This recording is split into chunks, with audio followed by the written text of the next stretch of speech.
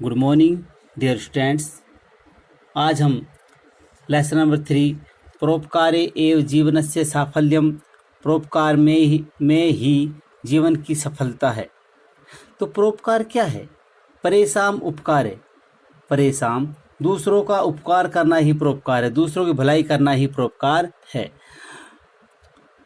महर्षि वेदव्यास जी ने अपने 18 पुराणों में सिर्फ 2 ही बातें कही कि अष्टादश पुराणेषु व्यासस्य वचनम द्वयम्।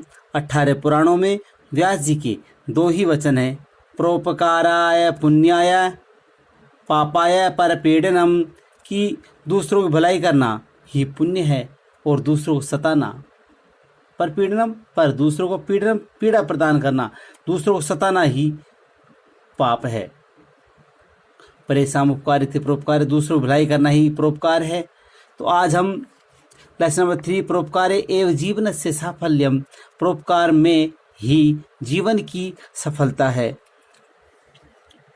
इसमें अध्यापिका जो है वो बच्चों से कह रही है कि भो छात्रा, अरे छात्रों, किम यूयम जानीत, क्या तुम सब जानते हो यत कि परोपकार भावना न केवल मानवेषु अपितु वृक्षेषु अपि भवति। कि भो छात्रा, अरे छात्रों, क्या तुम सब जानते हो कि परोपकार भावना केवल मनुष्यों में ही नहीं बल्कि पेड़ों में भी होती है। अरे छात्रों, क्या तुम जानते हो कि परोपकार की भावना केवल मनुष्यों में ही नहीं अपितु पेड़ों में भी होती है। छात्रा, सभी छात्र, नैव महोदय, नहीं महोदया, कथम कथम, कहो कहो, कथितु महोदय, बताइए महोदया। अध्यापिका कह रही है, श्राव्यामी एका कथाम, एक कथा सुनाती हूँ, ध्यानेन शृणु, तुम सब ध्यान से सुनो। एकस्मिन् वने, एक वन में, आम्रस्य निम्बस्य च 2 वृक्षो आस्ताम, आम और नीम का, आम्रस्य आम का, च और निम्बस्य नीम का। एक वन में आम का और नीम का 2 पेड़ थे। एक वन में आम और नीम के 2 पेड़ थे। एक वन में आम और नीम के 2 पेड़ थे। निम्ब वृक्ष आम्र वृक्षात अपि उच्चतर आसीत। नीम का पेड़, निम्ब वृक्ष, निम्ब वृक्ष, नीम का पेड़ आम के पेड़ से भी ऊंचा था। एकदा राज्ञी मधुमक्षिका निम्ब वृक्षस्य शाखायां स्वच्छत्रकं मधुकोशं रचितुं तं प्रार्थयत, किंतु निम्ब वृक्ष नैव अमन्यत। एक बार रानी मधुमक्खी एक छत्ते में, जो एक मधुमक्खी का जो छत्ता होता है उसमें 1 या 2 ही रानी मधुमक्खियाँ होती है जो प्रजनन का कार्य करती है, जो अंडे से जो नए बच्चे जिससे पैदा होते हैं अंडों से, तो रानी मधुमक्खी ही ये काम करती है। तो उसमें शूटर होते हैं, जो शूट करते, जो डंक मारते शूटर होते हैं।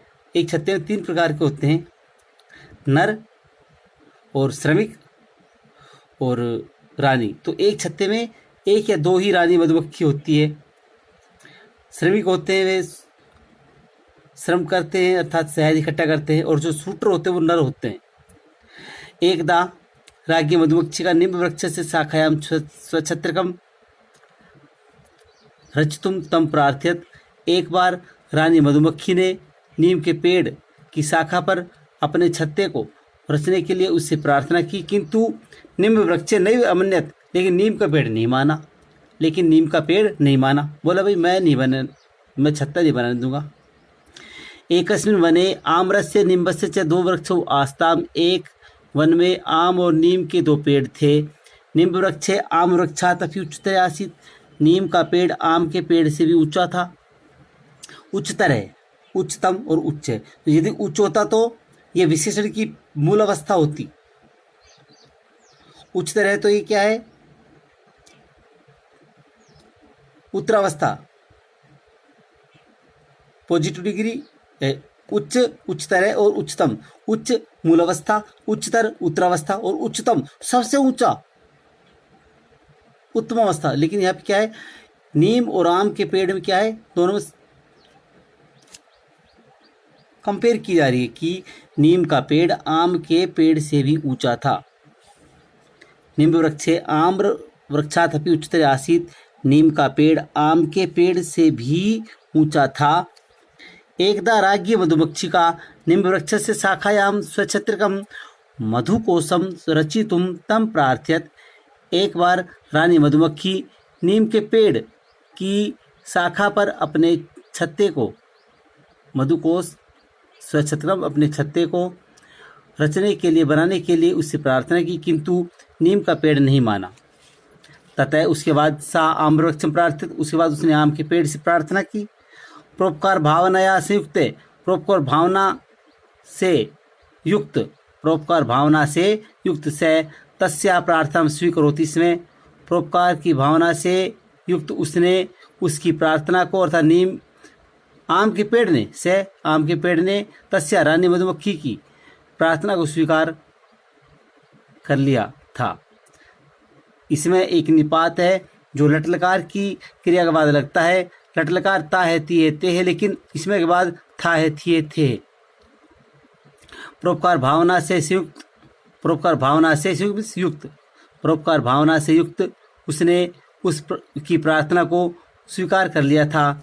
एवं सा राज्ञी मधुमक्षिका अन्यसां मक्षिकाणां सहयोगेन शीघ्रमेव तत्र मधुछत्रकम् अर्चत।